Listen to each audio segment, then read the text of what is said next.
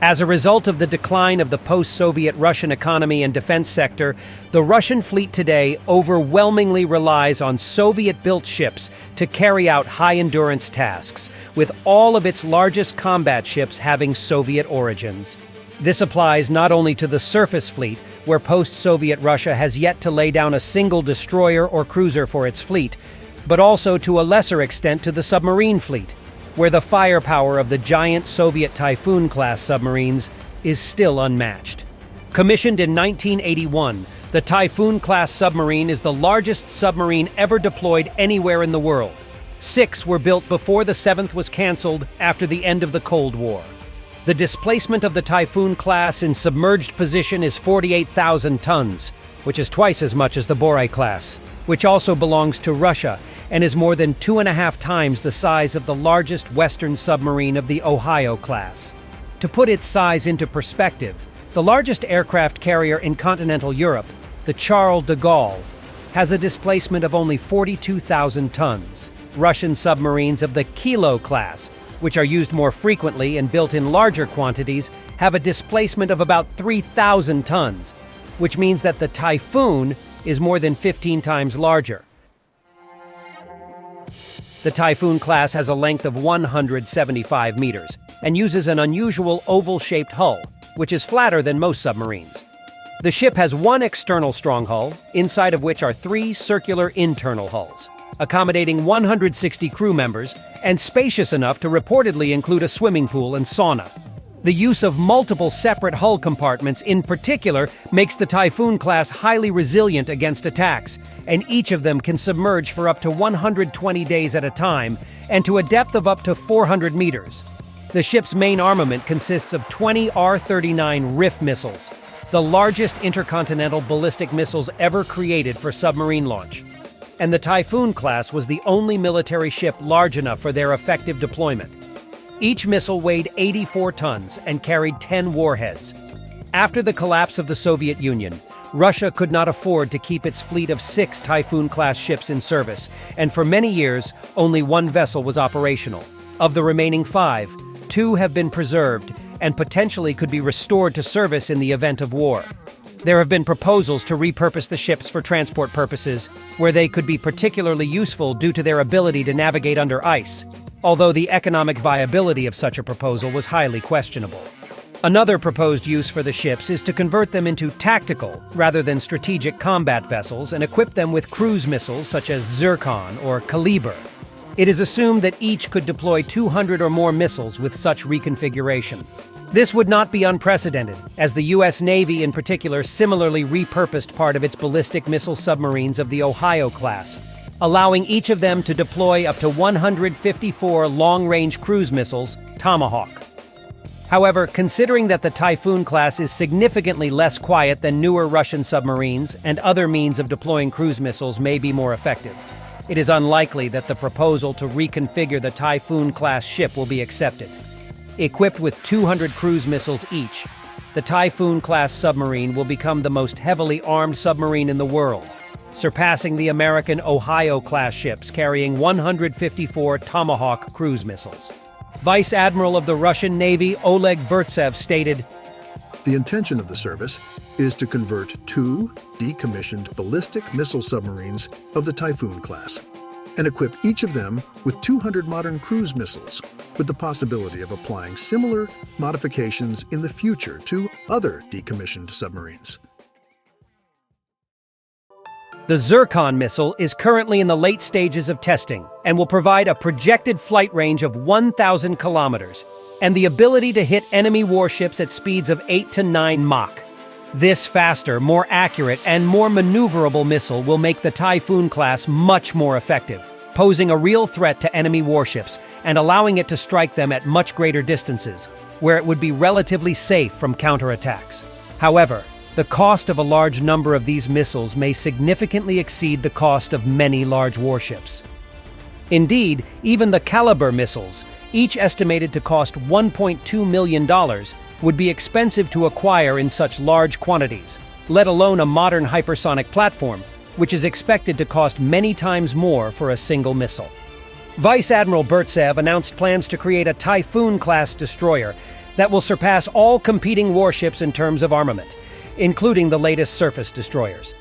American Ohio-class submarines can carry 154 Tomahawk cruise missiles, and the Chinese Type 055 destroyer can carry 112 cruise missiles. Meanwhile, our Project 22350 frigates can currently carry only 16 of them. The subsequent frigates will receive 24. This is still not enough.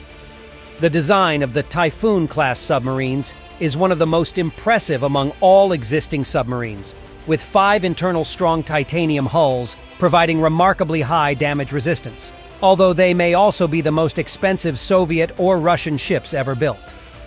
Equipping warships with cruise missiles could be an effective means for the Russian fleet to leverage its strengths in conventional warfare, as while Russia could not produce destroyers after the collapse of the USSR, it inherited a massive Soviet submarine construction apparatus. This led to asymmetric development, resulting in the modernization and growth of the submarine fleet, while the surface fleet had few new additions. While Russia is unlikely to deploy a new destroyer capable of competing with the Chinese Type 055 or the South Korean SEJONG the Great class in the near future, they potentially can minimize the need for such ships by developing larger and more capable destroyers, heavily armed vessels made from the hulls of powerful Soviet-era submarines. While it may be difficult for the Russian fleet today to afford ships with a displacement of 48,000 tons, it can expand its current combat fleet by reprofiling ships of Soviet construction with such heavy high-tech platforms. However, the operational costs of these warships will be high. Equipping the Typhoon class with new missiles, while potentially changing the rules of the game for Russia's tactical capabilities, would be far from a simple task. The massive hulls of these decommissioned warships, which have been out of service for decades, would require significant processing to prepare them for combat. Upgrading the 2.4-meter diameter ballistic missile tubes, replacing each compartment with 20 cruise missiles, could also prove to be a challenging task. The nuclear reactors of the submarines would likely require complete replacement, possibly with simpler conventional power plants, which would significantly reduce operational costs and flight duration. However, the viability of such a replacement remains uncertain. Modern combat systems and sensors necessary for guiding and targeting cruise missiles will also be crucial. Whether this project will be implemented, considering the costs and engineering difficulties, is still unknown. But if it is implemented, it will change the rules of the game for Russian naval power, largely compensating for the lack of modern destroyers. While the Russian Navy has recently commissioned, or is preparing to commission, several classes of advanced submarines, the Bore is the only one designed as a specialized strategic platform, and as a result, it has the greatest firepower and is one of the heaviest.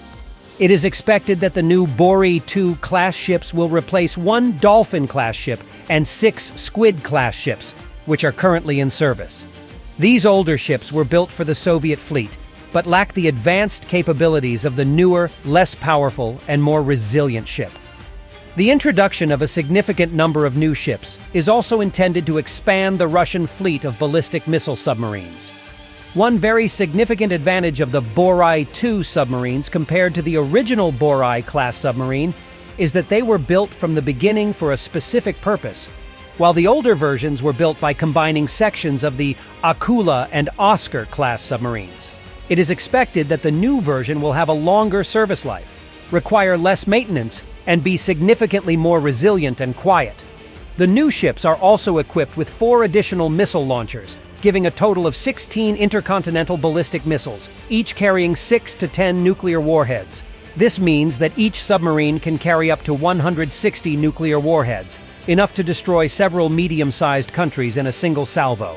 According to Russia's current armament plan, the Navy plans to commission 6 more Bore II-class submarines by 2027, with the last one being laid down in early May 2020. Currently, this concept is under consideration, rather than in a strategic role, which will carry modern winged missiles such as ZIRCON and Kalibr, rather than ballistic missiles with nuclear warheads. Investments in new submarines are being made against the backdrop of broader investments in the modernization of the Russian submarine fleet and the strengthening of the country's strategic arsenal. The ships will be complemented by the introduction of strategic submarines equipped with nuclear torpedoes Poseidon, including modified ships of the Oscar class and future ships of the Khabarovsk class.